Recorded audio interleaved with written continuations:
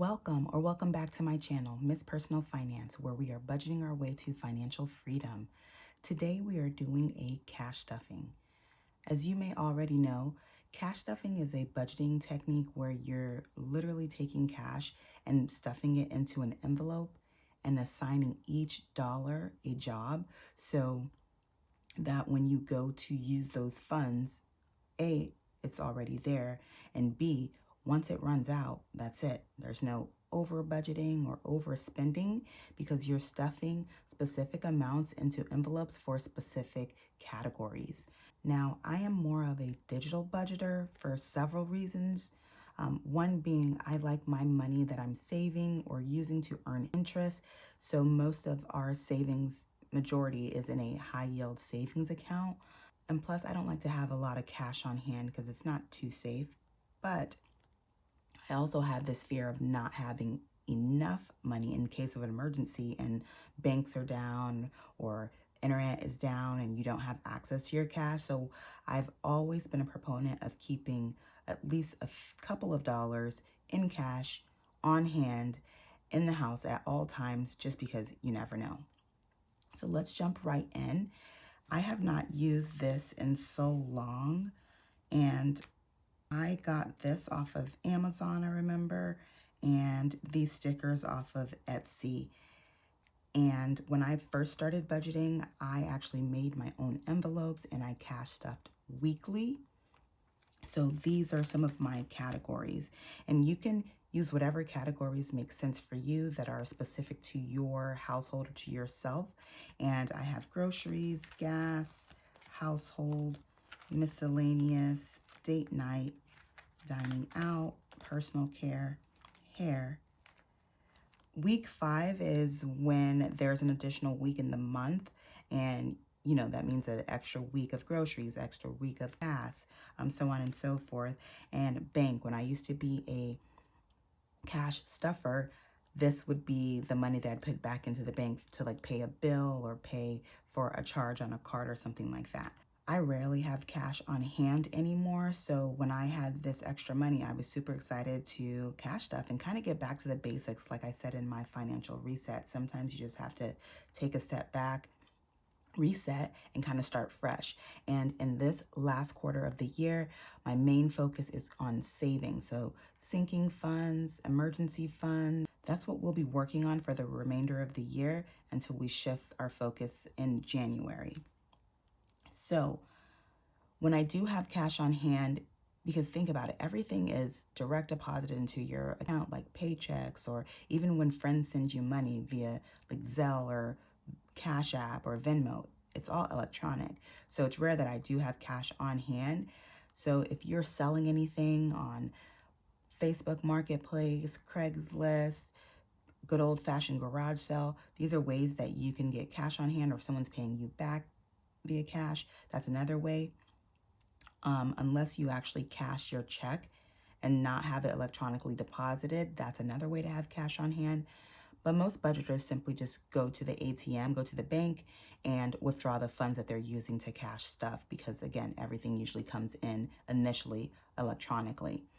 Now, for me, because this was cash on hand, I actually put it, deposited it into my account because my ATM actually dispenses tens, 20s, 50s, $100 bills. So I found it'd be easier to break it down into 10 so that I can distribute it amongst different categories. So this is $300 in tens because that's what the ATM gave me. And I was super happy because that did not require me to get out of my vehicle or go inside of the bank. I was able to just withdraw these funds directly from the ATM and still have smaller denominations. So hopefully your ATM provides the same service. Otherwise, you would have to go in to the bank and provide a teller slip. And a lot of people just use a sticky note or a notepad that tells them what denominations that you do want. I try to stay away from too many ones because they make your cash envelopes very bulky. But I think tens are just a good mix. So they're not too large, not too small. Okay, so the first thing is groceries. So again, I am primarily a digital budgeter, so I have my spending accounts, which are very similar to cash stuffing envelopes, in my checking account that allows me to break them into different categories electronically. But again, this is just, you never know what's going to happen. So I would like to have either some reserves or backups in cash on hand. All right, so for groceries, I am going to stuff $40. As you can see, this had $0 in it, so it's going from 0 to 40.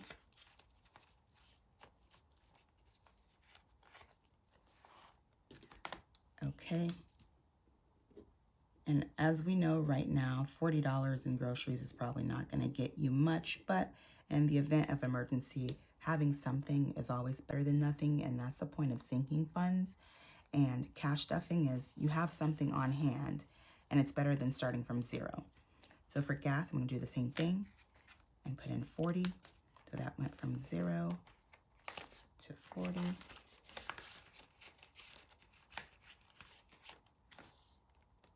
And I'm just keeping track over here just to see how much I put in. I don't necessarily keep track. I know some people have little trackers inside of each envelope because these are kind of like sinking funds. They're meant to be spent, and they're going to be spent sooner or later because you've already designated a specific category and a specific amount. So you kind of know that, hey, I'm going to use this sooner or later, but I just want to keep track of the $300 to make sure that it's all dispersed by the end of this cash stuffing.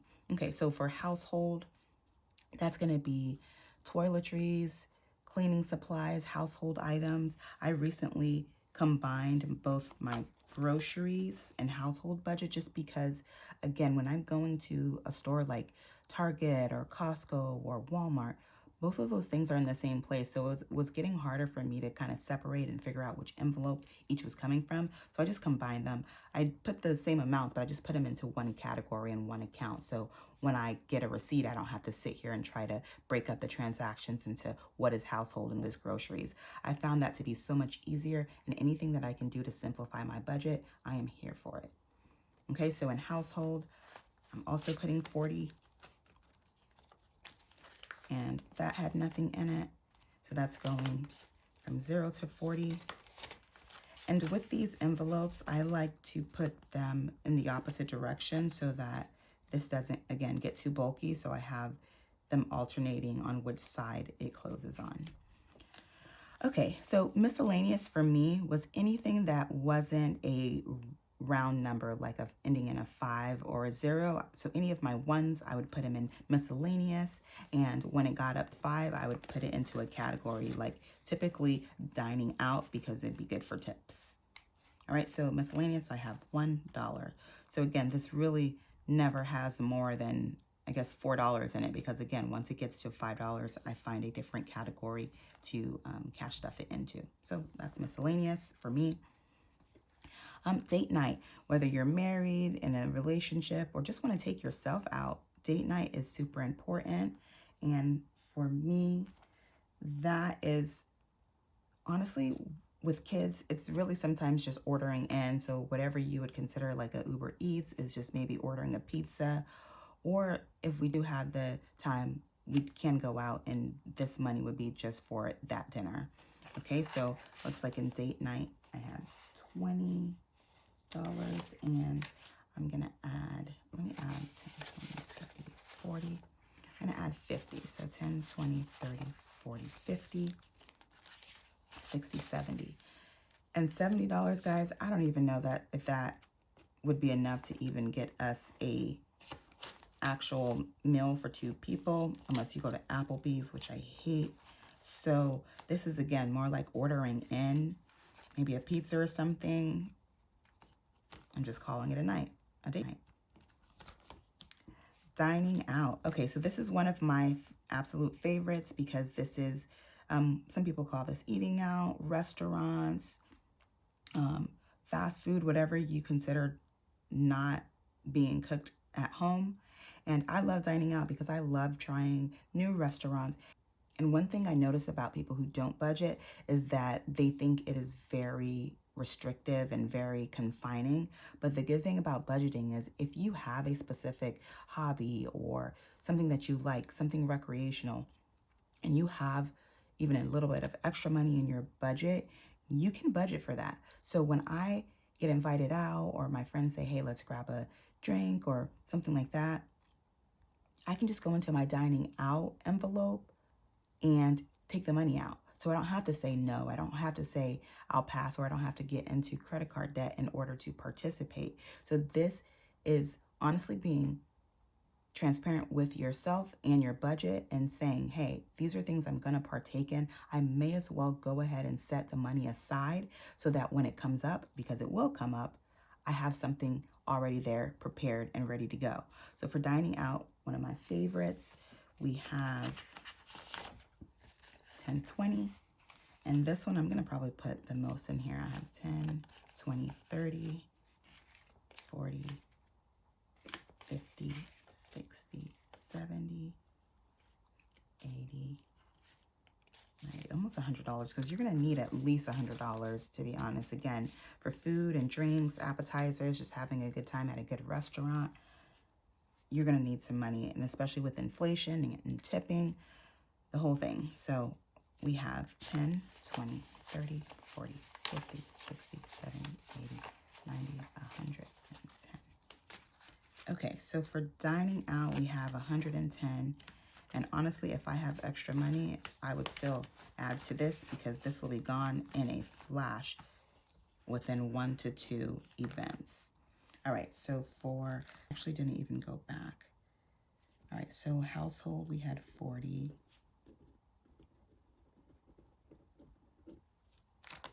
Miscellaneous, we had 1. Date night. Okay. Oh my gosh, y'all, I actually forgot what the total was here. Sorry, 1, 2, 3, 4, 5, 6, 7. Okay, 70. I should remember that because it wasn't even 100. So 70 in date night, and then 110 in dining out. 70, 110, and dining out. Okay. So the next category is personal care. So this is anything like if you want to get a massage or your nails done, anything like that, that is just some self-care, personal care. That's what I would use this envelope for. We have $10, and I'm just gonna add 20 to that. So I have 30 in personal. And keep in mind, I do have separate electronics sinking funds. So this is, again, places where you kind of need cash. Let's say if you're going to a fair or a carnival or something where there are vendors and you would just prefer to have cash, this is a good thing for it. Okay, hair. So I don't get my hair done often. I usually try to do it on my own at home, but when I do, it is expensive, so I like to save up for it. So when I go in either like quarterly or a couple times a year, I have that already prepared. So we have $20 now, and all we have left is $20. So I'm gonna put the last 20 into hair, and that would give me 40. And like I said, week 5 is really just these categories. So like groceries, gas, household, miscellaneous for the months that have that additional week that you have to account for. So to not throw my budget off, I like to have that week 5. And this is essentially a week 5 if I really needed it. And because I no longer cash stuff regularly, I don't really have any funds to go back into the bank. All of this is going to stay here as cash on hand. It's not too much money, so if something were to occur, then it's not a big deal.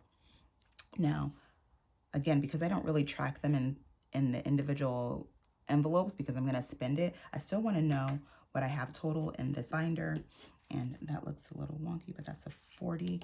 So for groceries, we have a total 40, 40 for gas, 40 for household, 1 for miscellaneous, 70 for date night, 110 for dining,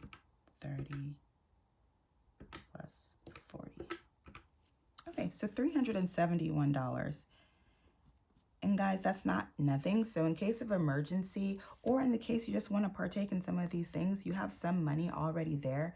And I just plan on adding on to this. Again, I know it's going to be used, so it's not like I'm trying to get it to a specific amount and stop. It's kind of like a rotational account, or a revolving account where it's constantly being used and brought back up.